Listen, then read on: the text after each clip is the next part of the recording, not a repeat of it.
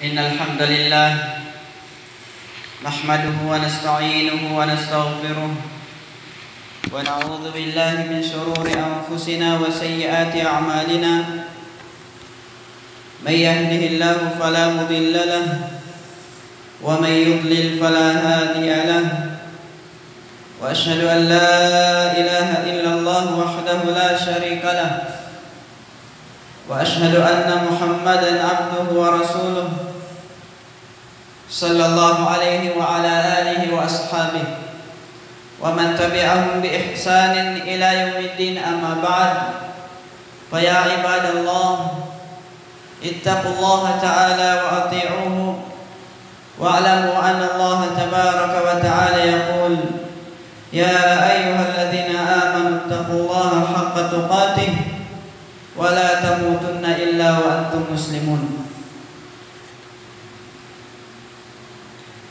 Maliban sa papuri at pasasalamat sa Allah subhanahu wa ta'ala, paalalahanan ko po kayo lalo na ang aking sarili, ating katakutan ang Allah subhanahu wa ta'ala ng tunay na takot sa pamamagitan ng paggawa ng anumang kanyang mga ipinag-uutos at pag-iwas sa anumang kanyang mga ipinagbabawal, at bilang pagsunod sa sinabi ng Allah subhanahu wa ta'ala, o kayong mga mananampalataya, katakutan ninyo ang Allah subhanahu wa ta'ala ng tunay na takot, at huwag niyong hahayaan na kayo ay bawian ng buhay maliban na lamang na kayo ay mga Muslim. Gaano mo ba natin o gaano ba kahalaga sa atin ang awa?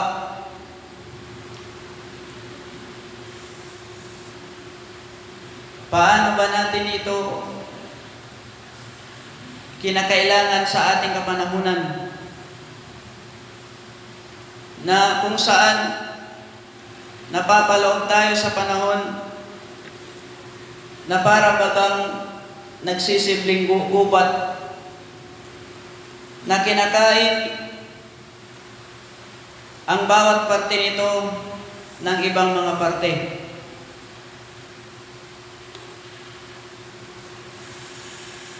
Na hindi kaila sa atin lahat dahilan sa kawalan ng awa ng iba sa atin ay nag-uusbong o nangyayari ang giyera sa pagitan na kahit sa pagitan ng mga Muslim, na siyang dahilan na tumutulo o nagpapatulo ng dugo ng mga inosenteng walang kamalay-malay. Naghihirap ang mga mahihina na nagdudulot ng kasamaan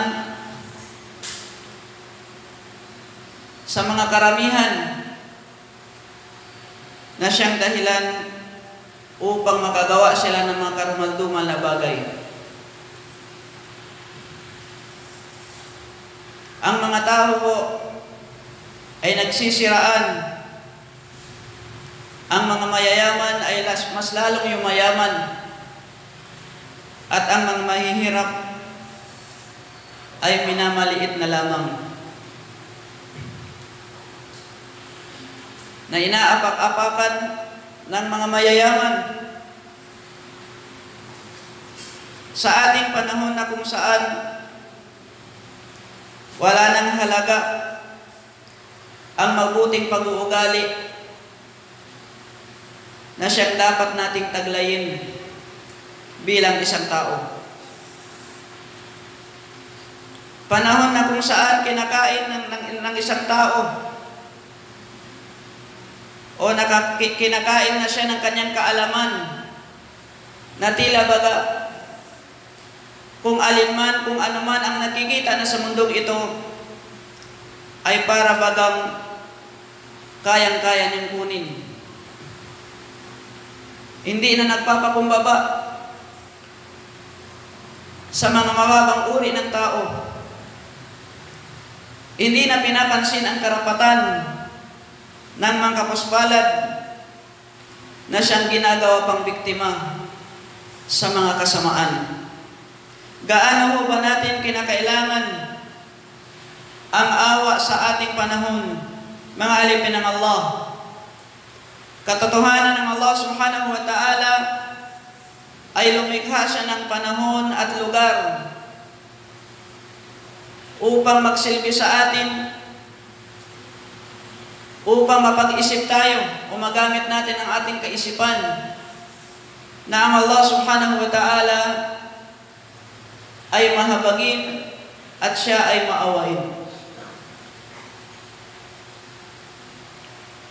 Na siya rin namang katangian ng Allah subhanahu wa ta'ala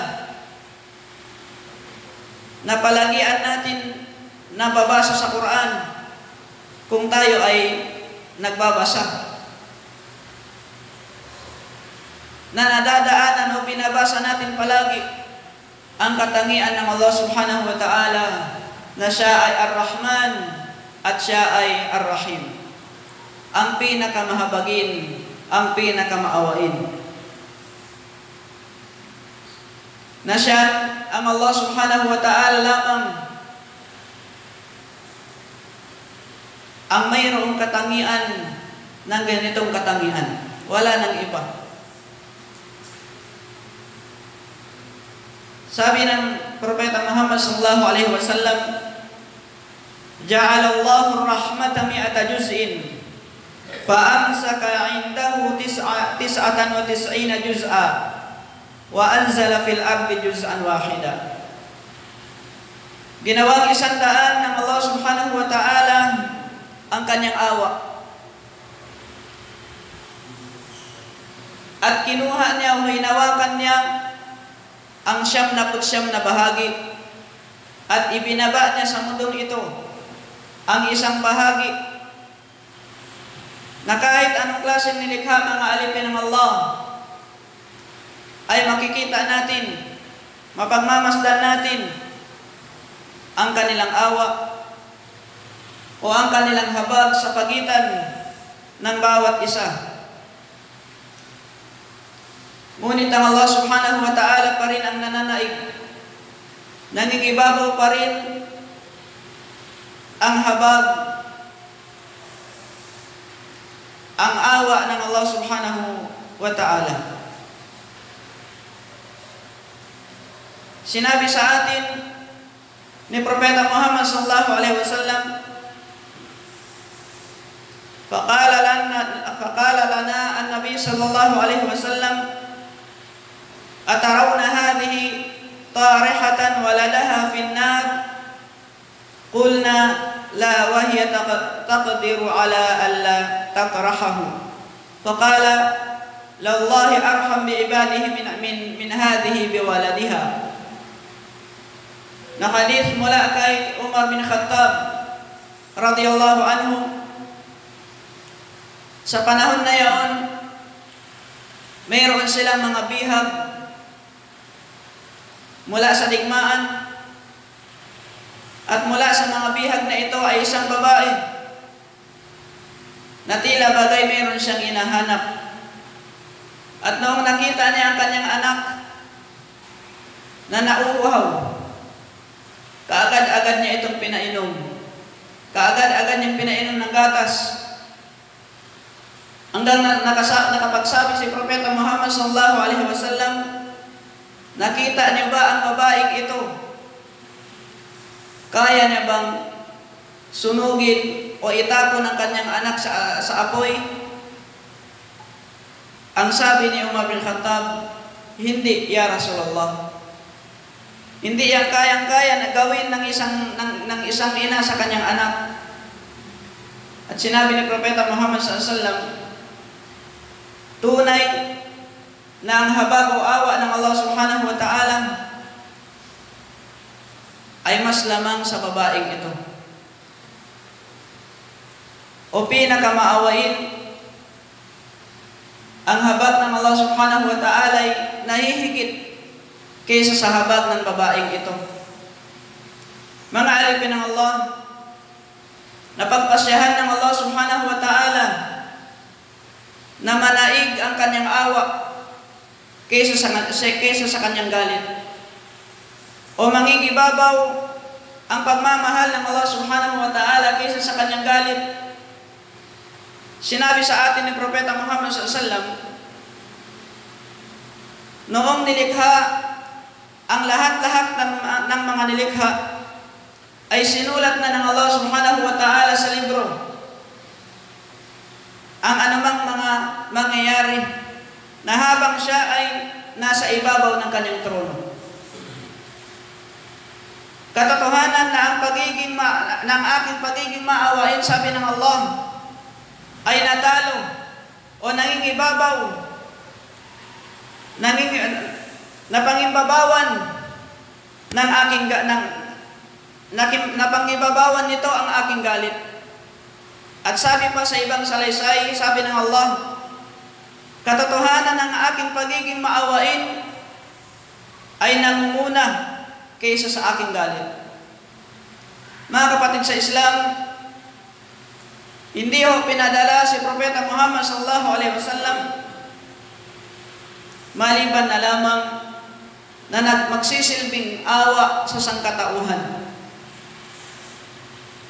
Sabi ng Allah subhanahu wa ta'ala, "Wa ma arsalnaka illa rahmatan lil alamin."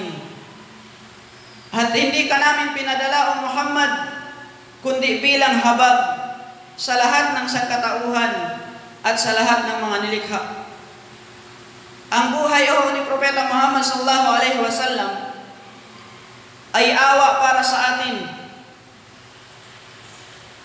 Ang pagpapadala sa kanya ng Allah subhanahu wa ta'ala ay awa para sa atin. Ang pananalita ni Propeta Muhammad sallallahu alaihi wasallam ay awa. Maging ang kanyang pananahimik sa ibang mga bagay ay awa. Awa ng Allah subhanahu wa ta'ala sa sangkatauhan. Awa sa mga nilikha na di nakikita. Awa sa mga hayop. At lalong higit, awa sa mga umma ni Propeta Muhammad sallallahu alaihi wasallam. Awa sa mga nasyon ni Propeta Muhammad sallallahu alaihi wasallam. Sinabi ng Allah subhanahu wa ta'ala, "Bil mu'minina raufur rahim." At siya ay maawain, lubos ang kabutihan, at nagmamahal sa mga mananampalataya. Si Propeta Muhammad sallallahu alaihi wasallam, mga alipin ng Allah, lumuluha dahil sa kapakanan ng kanyang mga ummah. Kanyang sinabi, "Allahumma ummati ummati," wa baka. Ya Allah, ang aking ummah. Ya Allah, ang aking ummah. Faqala Allah azza wa jalla, sinabi ng Allah subhanahu wa ta'ala, "Ya Jibril, o Jibril, idhhab ila Muhammad. Rabbuka a'lam fasa'alahu ma yubkik." Fa'atahu Jibril alaihi salatu wassalam fasa'alah. Fa'akhbarahu Rasulullah sallallahu alaihi wasallam bima qala wa huwa a'lamu. Faqala Allah, "Ya Jibril, idhhab ila Muhammad faqul inni sanudika fi ummatika wa la nasu'uk." Sinabi ng Allah subhanahu wa ta'ala na sinabi kay Jibril, "Pumunta ka kay Muhammad, o Jibril. Tanungin mo si Muhammad kung bakit siya umiyak, kung ano ang nagpapaiyak sa kanya." Dumating si Jibril kay Propeta Muhammad sallallahu alaihi wasallam at tinanong siya ni Jibril patungkol sa sinabi ng Allah subhanahu wa ta'ala sa kanya. At muling inutusan si Jibril nung pagkatapos sabihin ni Propeta Muhammad sallallahu alaihi wasallam, nung naunawaan ni Jibril kung bakit umiyak si Propeta Muhammad sallallahu alaihi wasallam ay dahil sa kanyang pamayanan, dahil sa kanyang ummah na Allah subhanahu wa ta'ala ay nakakaalam, subalit inutusan na si Jibril At muli bumalik si Jibril. Nung sinabi sa kanya ng Allah subhanahu wa ta'ala, sabihin mo o Jibril, kay Muhammad, na katotohanan ay malulugod kami sa kanyang ummah. Malulugod kami sa kanyang pamayanan at hindi namin sila pababayaan. Subhanallah. Totoo nga na hindi tayo pinabayaan ng Allah subhanahu wa ta'ala. Dahil kung pinabayaan lang tayo ng Allah, wala na sanang Quran. Wala na sanang nagtuturo sa atin. Wala na sana tayo mabasa patungkol sa katuruan ng Islam. Tingnan niyo mga kapatid, sa iba pang mga salaysay, si Propeta Muhammad sallallahu alaihi wasallam ay kinalulugdan niya ang kanyang mga kalaban. Nalulugod siya sa kanyang mga kalaban.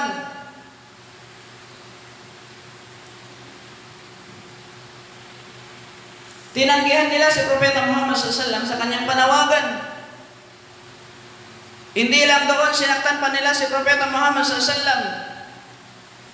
At nung dumating ang anghel ng kabundukan, sinabi ng anghel na ito, itataob ko sa kanila ang dalawang bahagi ng kabundukan ito. Ya Muhammad, utusan mo ko. Ang sabi ni Propeta Muhammad sallallahu alaihi wasallam, bagkus ako ay umaasa ako na lalabas na mula sa kanilang angkan ang mga taong sumasamba sa Allah at hindi nagtatambal sa Kanya. Dumating si Tufail, mga alipin ng Allah, kay Propeta Muhammad sallallahu alaihi wasallam, kasama ang kanyang mga kasamahan na kinalutan sila ng Allah subhanahu wa ta'ala. Kanilang sinabi, o sugo ng Allah, katotohanan ng pamilya ng Daus ay sumuway at tumangi sa Allah subhanahu wa ta'ala. Ipanalangin mo sa kanila ang kasawian. At ang ibang mga kasamahan ay nagsasabi, kasawian sa mga pamilya ng Daus. Nanalangin si Propeta Muhammad sallallahu alaihi wasallam na kanyang sinabi, O Allah, gabayan niyo ho sa tamang landas ang pamilya ng Daus at patagalin mo po para sa kanila ang kanilang buhay. Mga kapatid sa Islam, ito ho ang awa ng Allah subhanahu wa ta'ala, ang pagpapadala niya kay Propeta Muhammad sallallahu alaihi wasallam. Ito po ang ilang mga bahagi na siyang pinaghahati-hatian natin mula sa isang bahagi na nahabag ng Allah subhanahu wa ta'ala na pinadala niya sa mundong ito. Una ho ay makikita natin ang awa at habag ng Allah subhanahu wa ta'ala sa batas ng Islam. Isa sa mga uri ng awa ay nasa Islam. Dahil kung ang Islam po, kung papansinin natin, ay hindi ho tayo pinipilit. Wala hong pamimilit sa Islam. Maging ang mga hindi Muslim ay hindi sila pinipilit na pasukin ang Islam. Ganoon din ang mga gumagawa. Tayo mga Muslim, batid natin na ang lahat ng mga ginagawa o pinapagawa sa atin ng Allah subhanahu wa ta'ala ay kayang-kaya natin. Hindi o pinagutos ng Allah subhanahu wa ta'ala ang hindi natin makakaya. Tunay na sinabi ng Allah subhanahu wa ta'ala, la yukallifu Allahu nafsan illa wus'aha. Hindi ipinagutos ng Allah sa kanyang alipin ang mga bagay na hindi nila makakayanan. Ang lahat ho ng mga bagay nagdudulot ng kahirapan sa pagiging sa isang tao, sa paggawa niya nito, o sa paggawa ng anumang may pinag-utos ng Allah subhanahu wa ta'ala, ay inalis na ng Allah subhanahu wa ta'ala. Sabi ng Allah, wa ma ja'ala 'alaikum fid dini min haraj. Ginawa niya para sa inyo ang makatarungan, ang ganap na batas na walang anumang pagmamalupit at pagpapahirap sa anumang ipinag-uutos at mga alituntunin nito. Sabi pa ng Allah subhanahu wa ta'ala, yuridullahu bikumul yusra wa la yuridu bikumul usra. Hangad ng Allah subhanahu wa ta'ala na maging madali para sa inyo ang kanyang batas. Hindi na nais na kayo ay pahirapan. Sabi pa ni Propeta Muhammad sallallahu alaihi wasallam, inna ad-dina yusr. Katotohanan, ang pananampalatayang Islam ay madali. Sino ang nagpapahirap sa atin? Kundi ang ating mga sarili. Dahilan sa kawalang kaalaman, dahilan sa ating kamangmangan, gawa tayo ng gawa na hindi naman pinapagawa ni Propeta Muhammad sallallahu alaihi wasallam. Bagkos tayo ay pinagbawalan. Pinagbawalan tayo na gumawa na hindi na pinapagawa ni Propeta Muhammad sallallahu alaihi wasallam.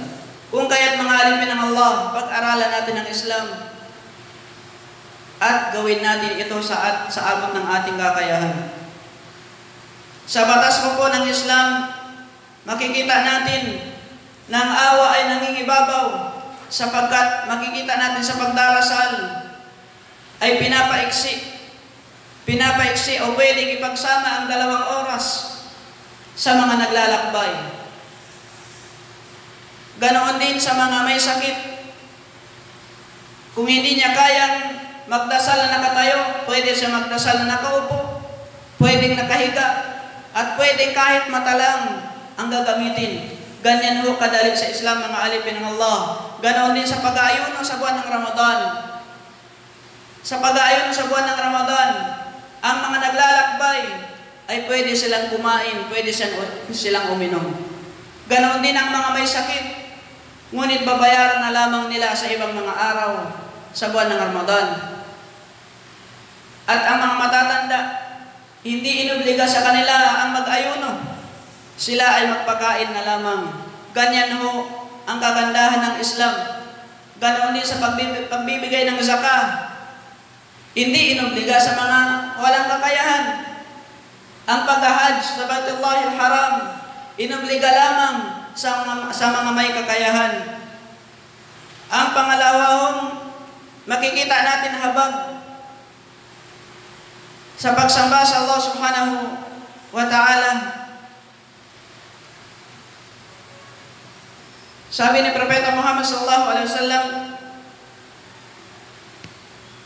katotohanan,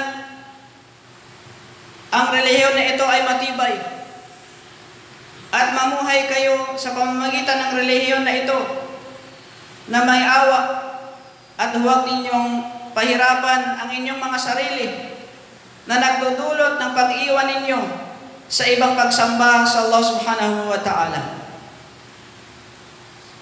At sabi pa ni Propeta Muhammad sallallahu alaihi wasallam, hindi mapuputol ang pagkamit ninyo ng gantimpala ng Allah subhanahu wa ta'ala hanggat kayo ay abala sa pagsamba sa Kanya.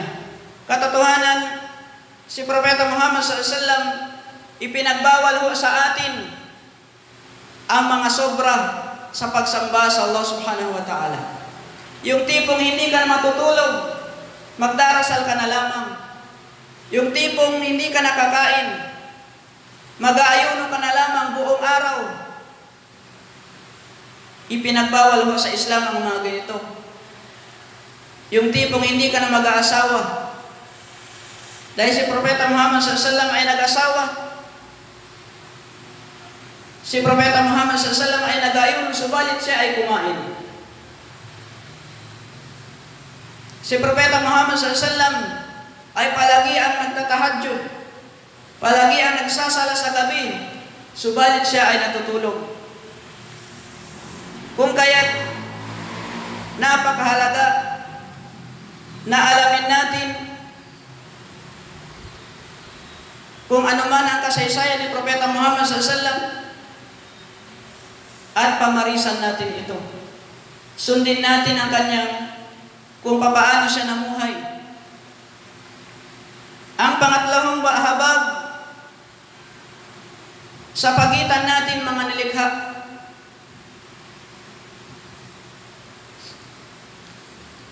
lalo-lalo sa mga magulang, sa mga mayroong ama at ina. Marapat na mayroong habag na kung saan ito ang likas sa atin bilang mga tao. Maging ang mga hayop ay kinahahabagan nila, kinaawaan nila ang kanilang mga anak. Binabalik lang tayo ng Islam sa realidad ng tao, sa kung ano ang likas na pagkalikha sa atin. Kung papansinin natin mga alipin ng Allah, inutusan tayo ng Allah subhanahu wa ta'ala, وَقَضَى رَبُّكَ أَلَّا تَعْبُدُوا إِلَّا إِيَّاهُ وَبِالْوَالِدَيْنِ إِحْسَانًا. At ipinag-utos sa inyo ng Allah subhanahu wa ta'ala na tagapaglikha na ikaw na tao, na wala kang karapat-dapat na sambahin kundi siya lamang. At ipinag-utos din niya sa inyo na maging mabuti sa inyong mga magulang. Mga alipin ng Allah, patunay lamang na hinihikayat tayo ng Islam na tayo ay maging mabait sa ating mga magulang. Kung inabutan natin sila o ang isa man sa kanila. Marapat na hindi tayo magsabi ng anumang mga kamuhi-muhi sa kanila o kayong mga mayroong pang ama't ina.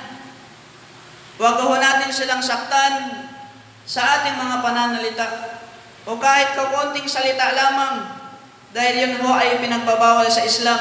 Wala taqul lahuma uff, sabi ng Allah. Huwag niyong sabihin sa kanila ang katagang uff, yung ist, yung para bagang mayroong pagkamuhi kung ikaw ay uutusan. Dapat iwasan natin ang pagsigaw sa kanila. Dapat mahinahon ang pangusap sa ating mga magulang at makipag-usap tayo sa kanila ng mayroong pagkamahalumanay, pagkamainhin na pamamaraan. Maging mapagkumabaho tayo sa kanila at dapat maawa tayo sa kanila. Ipakita natin sa ating mga magulang na tayo ay minamahal natin sila. At higit sa lahat mga alipin ng Allah, sa mga hindi inabutan ang kanilang mga magulang, ganoon din sa mga inabutan nila, humiling tayo sa Allah subhanahu wa ta'ala na kaawaan ang dalawa nating mga magulang,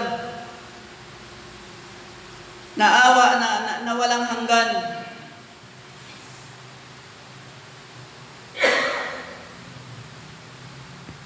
Isa pa sa mga habag na kung saan pinagsasalusaluhan natin tayong mga nilikha sa mundong ito ay habag o awa o paggalang sa mga kababaihan. Na kung saan sinabi ni Propeta Muhammad SAW, istawsu bin nisa, hangarin ninyo ng kabutihan para sa kababaihan. Katotohanan na ang mga kababaihan ay nilikha sa pamamagitan ng tadyang. Katotohanan na ito ay baliko. At kapag napinilit ninyong ituwid, ay mababali. At kung ito man ay hayaan na lang ninyong o mananatiling baliko, maging mabuti kayo. At ito ay mananatiling baliko. Maging mabuti kayo sa mga kababaihan. Sabi pa ni Propeta Muhammad SAW, maghinay-hinay ka o andya siya. Ayusin ka ng Allah subhanahu wa ta'ala. Katotohanan, ang mga kababaihan ay tila sisidlin ng tubig mula sa bote o parang bubog. Inahalin tulad ni Propeta Muhammad SAW, ang mga kababaihan na singtulad ng isang lalagyan ng tubig na madali itong mabasag. Dahil ang kahinaan ng taglay nito o dahil sa kahinaan ng taglay ng lalagyan ito.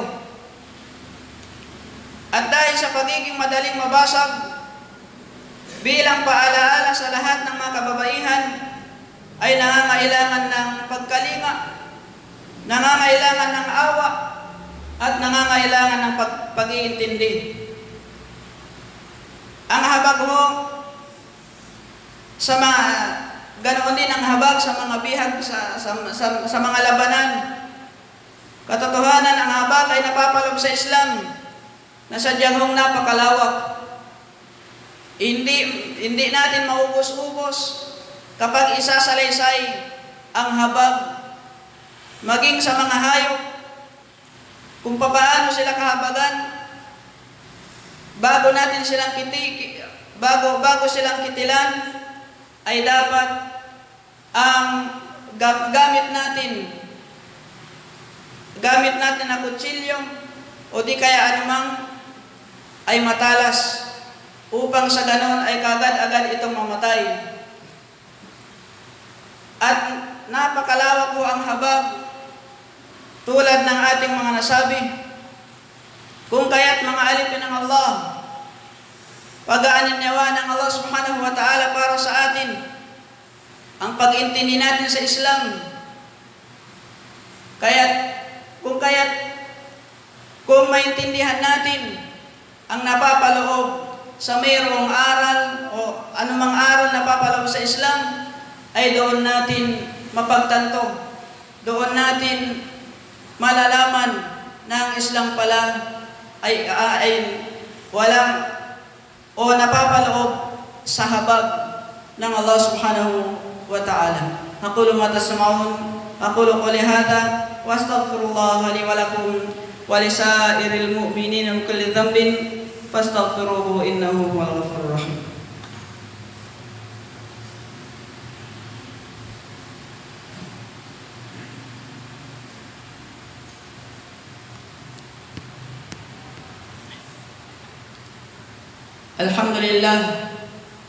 Alhamdulillah rabbil alamin, wassalatu wassalamu ala rasulillahil amin wa ala alihi wa sahbihi ajma'in.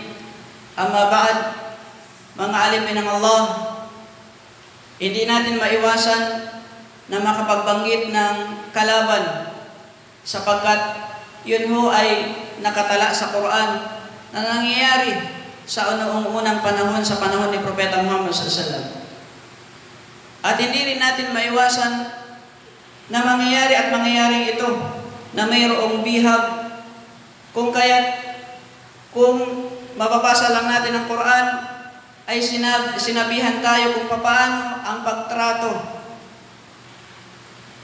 ng Islam o ng mga Muslim sa mga bihag sa labanan. Sabi ng Allah subhanahu wa ta'ala, وَيُطْعِمُونَ الطَّعَامَ عَلَى حُبِّهِ مِسْكِينًا وَيَتِيمًا وَأَسِيرًا. Sila na yaong mga nagpapakain ng pagkain dahil sa pagmamahal nila sa mga mahihirap, sa mga ulila, at sa mga taong nabihag dahil sa digmaan. Ganito ho kahabag ang Islam. Ultimo yung kalaban na nabihag, dapat pakitunguhan din natin ng mabuti. Ganon din sa mga hayop, dapat pakitunguhan natin ng mabuti. At iba pang mga nilikha, lalo't lalo ang ating pamilya, ang ating mga anak. Kung gusto natin na kahabagan tayo ng Allah subhanahu wa ta'ala, at kinahabagan din naman natin ang ating mga anak, ay turuan mo natin sila ng Islam. Turuan mo natin sila kung paano magsala, kung paano mag-ayuno. At yun ho ang pinakamainam na habilin natin kaysa sa mga ari-arian, kaysa sa mga pera o negosyo.